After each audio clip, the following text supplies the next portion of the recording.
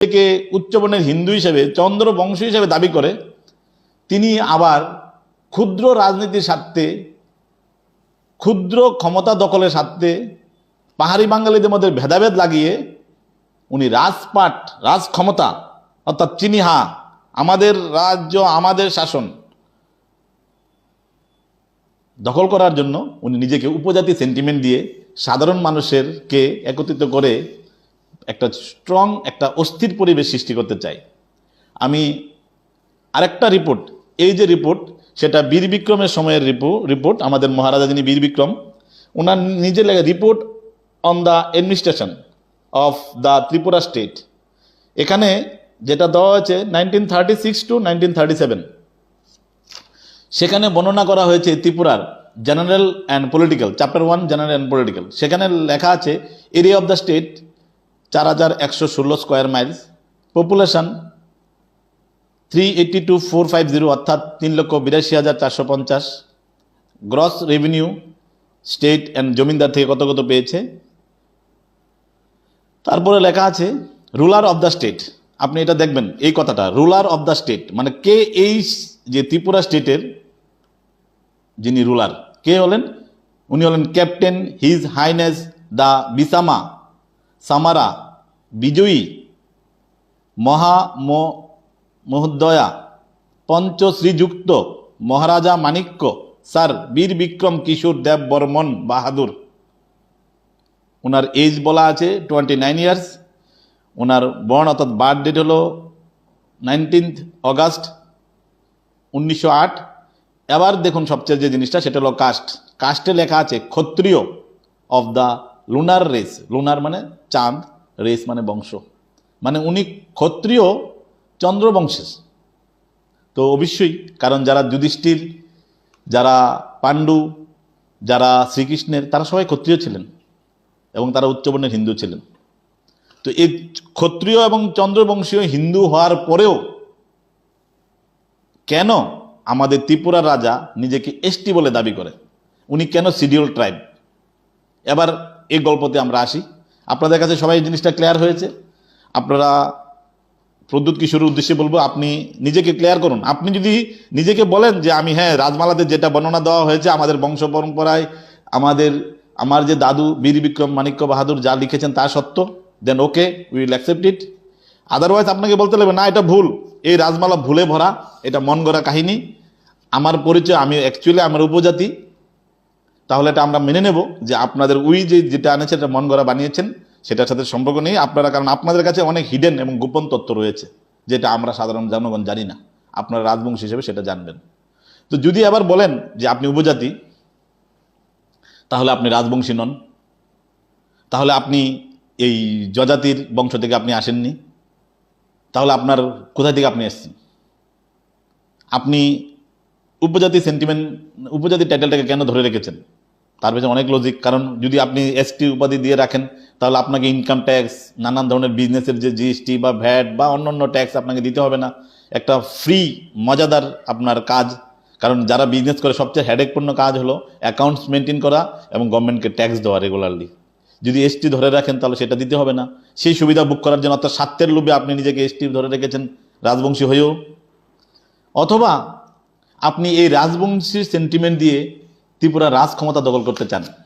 আমরা অনেক দূর, বিশেষ করে আমরা পাহাড়িরা, আমরা পিছিয়ে গেলাম। আমি আপনার কাছে আমি পরিষ্কার এই জিনিসটা আপনার কাছে ক্ল্যারিফাই চাই যে আপনি চন্দ্রবংশীয় না উপজাতি। যদি আপনি উপজাতি হন তাতেও আমাদের আপত্তি নেই, যদি চন্দ্রবংশ হন তাতেও আপত্তি নেই, কিন্তু আপনার দুটো পরিচয় নয়। আপনি দুটো পরিচয়ের নামে মানুষকে ঠকাচ্ছেন, মিসগাইড করছেন এবং সাম্প্রদায়িক সুরসুরি দিয়ে ত্রিপুরাতে অশান্তির পরিবেশ সৃষ্টি করতে চাইছেন।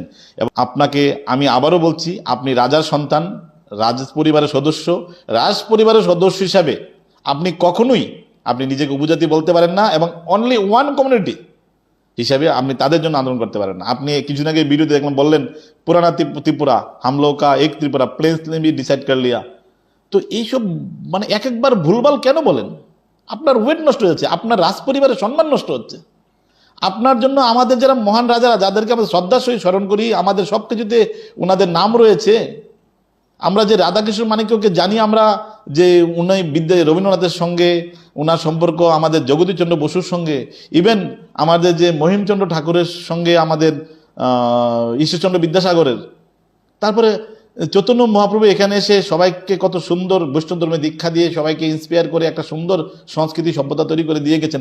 কেন আপনি সেটাকে নষ্ট করতে চাইছেন? আপনার সেই যে বদ ইন্টেনশন, সেটাকে আপনি পরিবর্তন করুন। আপনার মাথায় সেটা কেন ঢুকে না? আপনার মাথায় সেটা কেন ঢুকে না যে আমরা মিলিতভাবে থাকলে আমরা আরো সুন্দর আমরা রাজ্য গড়তে পারবো? আপনার যত হাইলি কোয়ালিফাইড সবাই শহরে থাকছে, এই শহরটা তো টিটিডিসির আন্ডারে পড়ে না।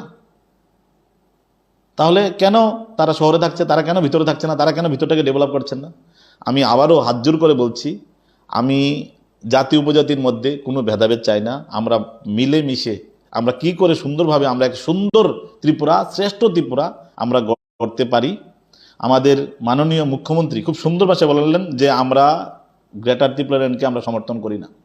উনি যে দৃঢ় কণ্ঠে সাহসের সহিত কথাটা বললেন, আমি ওনাকে নমন করি, প্রণাম জানাই, যে উনি সত্য কথাটা বলেছেন। উনি মানে কি বলবো, যে ভোট ব্যাংকের জন্য উনি মানে এরকম কিছু বললেন না। আমরা দেখছি যেটা মানে কমিউনিস্ট পার্টি যারা যারা নিপেন চক্রবর্তী থেকে শুরু করে যারা করে এসছে, এখন ওরা সাধু হয়ে বসে আছে। কংগ্রেস কমিউনিস্ট সরকার মিলে এই ত্রিপুরার মানুষের ভোট ব্যাংকের, ত্রিপুরার ক্ষমতা দখলের জন্য, ভোট ব্যাংকের জন্য ত্রিপুরা মানুষের ভবিষ্যৎটাকে একটা অন্ধকারের মধ্যে ফেলে দিয়েছে। কত দূর পিছিয়ে গেছি আমরা, কত জায়গায় এখনো ডেভেলপড হয়নি, কত জায়গাতে শিক্ষার আলো, কত জায়গাতে যোগাযোগ ব্যবস্থা, কত জায়গাতে ইলেকট্রিসিটি যায়নি। আপনি আবার সেটা করতে চাইছেন। একটা চাইছেন যে কাশ্মীরের মতন, যেমন তো এটা ভারত বর্জিত, অর্থাৎ ভারত থেকে আলাদা থাকবে, এখানে মানুষ যাবে না, সেরকম করে একটা আলাদা কিছু করতে চাইছেন। সেটাকে অ্যালাউ করা যায় না। আমি আবারও সবাইকে বলছি, যারা আমাদের উপজাতিদের মধ্যে যারা আমাদের অনেক রেসপেক্টেড রয়েছেন, শ্রদ্ধেয় রয়েছেন, যারা অনেক দিক থেকে যারা উন্নত, যারা বাংলা ভাষাটাকে ভালো করে শিখেছেন, এবং যারা এই জানেন যে আগের দিনে আপনাদের কি, আমাদের গ্রাম পাহাড়ে কি সুন্দর একতা ছিল, সেই কথাটা আপনারা বুঝিয়ে বলুন। এবং সেই এডিসিকে ভেঙে এক ত্রিপুরা গড়ে, এবং যারা পিছিয়ে রয়েছে তাদের জন্য আলাদা করে ফেসিলিটি কি করে দেওয়া যায়, এবং কি করে সবটাকে সুন্দর, অর্থাৎ শ্রীভূমি, আগের যে শ্রীভূমি, শ্রী মানে সুন্দর, ভূমি মানে জমি, যে খণ্ড, যে ভারতের যে একটা খণ্ড, যে ভূমি, যে রাজ্য, শ্রীভূমি, সেই মানে ত্রিপুরা, সেটাকে গড়া যায়, সেই দিকে চেষ্টা করুন, আমার বিনম্র অনুরোধ। আর আপনার বংশ পরিচয় আজকের থেকে, প্রদ্যুৎ কিশোর দেববর্মন, আজকে থেকে আপনি একটাকে ডিসাইড করুন।